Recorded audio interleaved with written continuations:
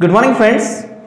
जैसे कि हम लोग देखे पिछले वीडियो में हम लोगों ने टेंस का फर्स्ट पार्ट देखा था और आज हम लोग देखने वाले हैं टेंस का सेकंड पार्ट। नाउ आज हम लोग जो पार्ट देखने वाले हैं उससे पहले आप लोगों को एक बात बताना चाहता हूं कि मुझे कमेंट बॉक्स में कुछ ऐसे मैसेजेस आए जिसकी वजह से मुझे हिंदी में भी वीडियो बनाना पड़ रहा है। ठीक है, उन स्टूडेंट्स के लिए जो फुल इंग्लिश नहीं समझ पाते हैं।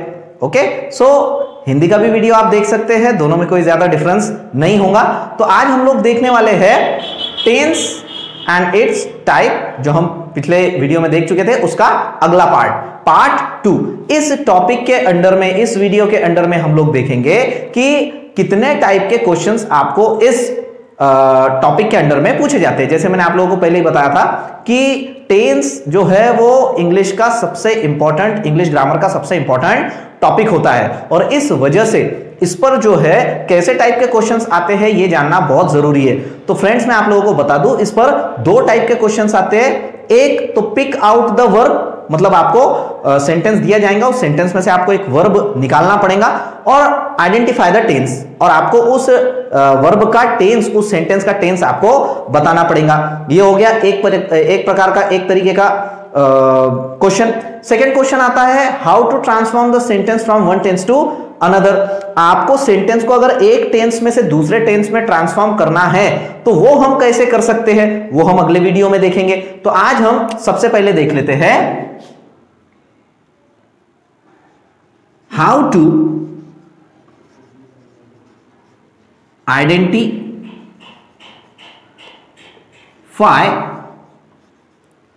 the tense of the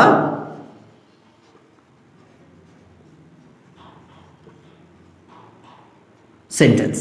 Okay, how to identify the tense of the sentence. Sentence का टेंस हम कैसे जान सकते हैं, क्योंकि इसके अंडर में जो क्वेश्चन आता है वो क्वेश्चन कुछ इस तरीके से आएगा। अंडरलाइन और pick out the verb and identify the tense।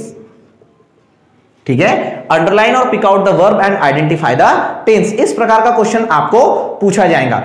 अब देखो यहां पर आपको एक सेंटेंस दिया जाएगा और सेंटेंस के सामने ब्रैकेट में लिखा होगा underline the verb and identify the tense, यानी आपको वर्ब जो है उसको अंडरलाइन करना है और आपको उसका टेंस बताना है सेंटेंस का।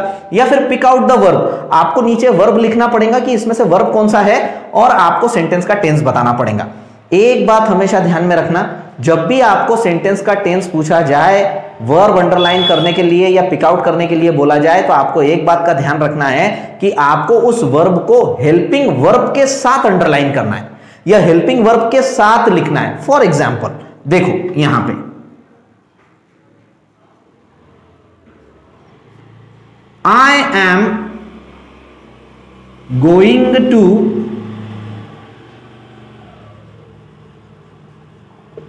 Mumbai, I am going to Mumbai. इस सेंटेंस में आप देखेंगे कि गोइंग वर्ब है और ये आईएनजी फॉर्म में है, इसलिए ये वर्ब के फोर्थ फॉर्म में है। ठीक है, लेकिन हमको सिर्फ गोइंग को अंडरलाइन नहीं करना है या गोइंग को नीचे नहीं लिखना है, हमको इसके साथ ये आए हुए एम को, जो कि हेल्पिंग वर्ब है, इसको भी हमको अंडरलाइन करना है। अब देखो वर्ब क्या होता है, जैसे मैंने आपको पिछले वीडियो में बताया था what is mean by verb. Verb means the word which denotes action in the sentence। Verb वो वर्ड होता है जो हमको सेंटेंस में एक्शन बताता है। यहां पर गोइंग ये वर्ड है जो हमको बता रहा है कि जाने का काम हो रहा है। ये काम कर कौन रहा है, जो पर्सन ये काम कर रहा है वो होता है doer of the action, means subject. तो आई सब्जेक्ट है क्योंकि जाने का काम वो कर रहा है और कहां जा रहा है, टू मुंबई, तो ये हो गया ऑब्जेक्ट। अब अगर आप लोग देखते हैं, हमको देखो यहां पर एक फॉर्मूला मिल गया है, subject plus am plus V4 plus object.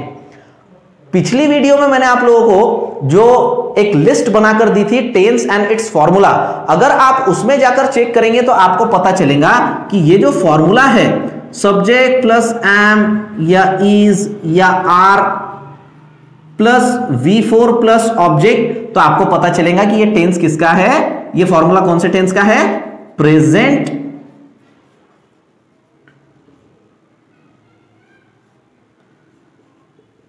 Continuous tense का है। कौन से टेंस का है, प्रेजेंट कंटिन्यूअस टेंस का है। सब्जेक्ट प्लस एम या इज या are plus V4 plus object. देखो दूसरा एग्जांपल लेकर समझते हैं, फिर दोनों एग्जांपल्स में आपको एक साथ समझा देता हूं। He had done a good job. He had done a good job. Now इस सेंटेंस में अगर आप लोग देखेंगे तो यहां पर मेन वर्ब है डन, जो वर्ब के थर्ड फॉर्म में है, डू, डिड, डन, लेकिन ये आया है हैड के साथ। हैड यहां पर हेल्पिंग वर्ब है, ठीक है। अब देखो कोई काम करने का काम हो रहा है, ठीक है, डन का काम हो रहा है, ये किया किसने, ही ने, इसलिए ही हो गया सब्जेक्ट, और इसने क्या किया है, अ गुड जॉब, और ये हो गया ऑब्जेक्ट। तो subject plus had plus V3 plus object, अगर आप उस फॉर्मूला की लिस्ट में जाकर देखेंगे तो आपको पता चलेगा कि यह फॉर्मूला कौन से टेंस का है, पास्ट परफेक्ट टेंस का है। आई बात समझ में, कौन से टेंस का है, पास्ट परफेक्ट टेंस का है। अब देखो हमने प्रेजेंट का एक एग्जांपल लिया, पास्ट का एग्जांपल लिया, अब फ्यूचर टेंस में के किसी एक टेंस का हम लोग एग्जांपल लेकर देखते हैं।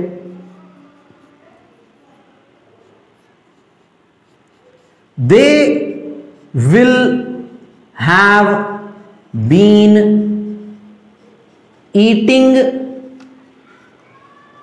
Food. They will have been eating food. देखो इतना लंबा सेंटेंस है। अब अगर आप इसमें देखेंगे कि वर्ब कौन सा है तो आपको पता चलेगा कि ये विल से लेकर तो ईटिंग तक पूरा का पूरा वर्ब है, और ये ईटिंग वर्ब के फोर्थ फॉर्म में आया है, यानी will plus have plus been plus V4।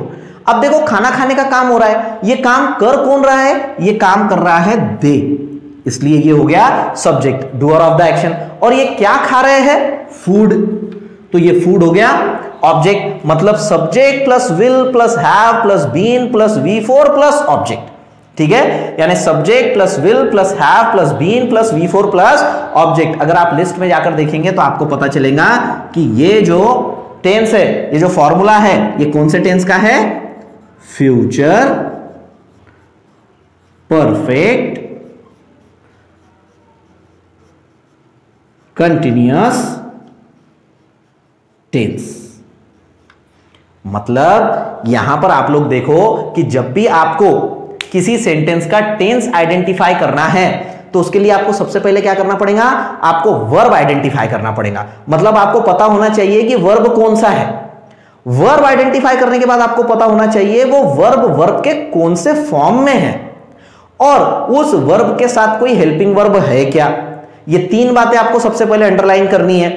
उसके बाद आपको यह देखना है कि वो जो काम हो रहा है, वो जो क्रिया हो रही है सेंटेंस में, वो कर कौन रहा है। जो कर रहा है वो सब्जेक्ट, और जिस पर वो क्रिया हो रही है वो ऑब्जेक्ट। फिर देखना है आपको कि आपको सब्जेक्ट मिल गया, वर्ब मिल गया, ऑब्जेक्ट मिल गया, हेल्पिंग वर्ब भी मिल गया अगर है तो आपको देखना पड़ेगा कि आपके सेंटेंस का वो फॉर्मूला आपके 12 टेंस में के कौन से फॉर्मूले के साथ मैच हो रहा है। जिसके साथ मैच होगा आप समझ जाओ कि आपको आपके सेंटेंस का जो टेंस है वही टेंस होगा।